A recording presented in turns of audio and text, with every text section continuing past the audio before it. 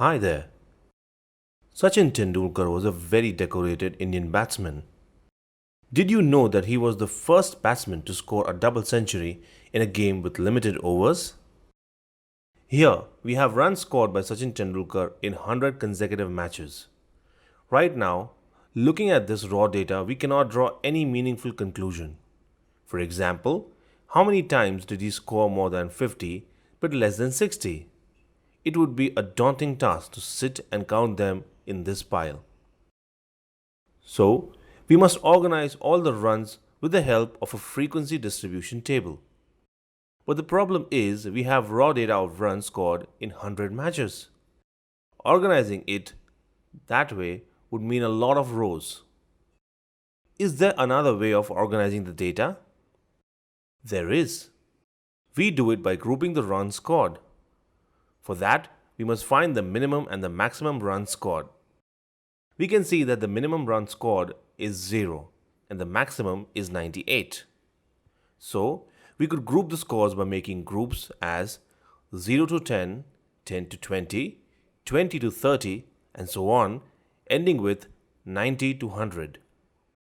This way, we are including the minimum and maximum runs scored and ensuring that there aren't many rows in the table.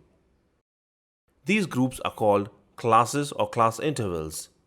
We will write these groups in a frequency distribution table in the first column. Also, if we subtract the maximum runs scored by the minimum runs scored, we get the range of the raw data. In this case, the range is 98.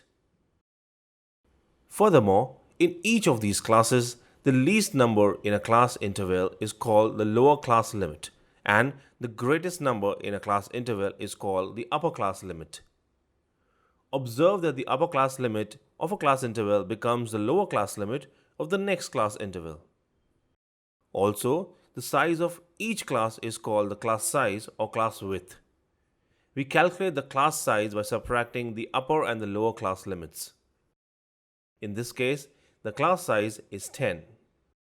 But we could also have chosen a class interval with a size of 20 or 30 depending on the situation. Great. Let's go ahead and fill up the table. The first score is 90. Notice that 90 occurs in two consecutive class intervals, 80 to 90 and 90 to 100. If it is considered in both classes, it would be counted twice.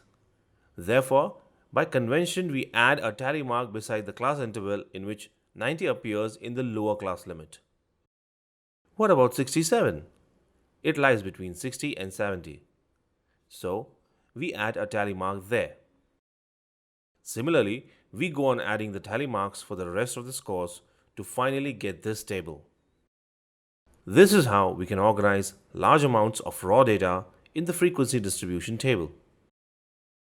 And now we can answer the question, how many times did he score more than 50 but less than 60? The answer to this question is simply the frequency of the class 50 to 60. So we can easily say that he scored more than 50 but less than 60 in 6 matches. Well, that's it for now. See you next time.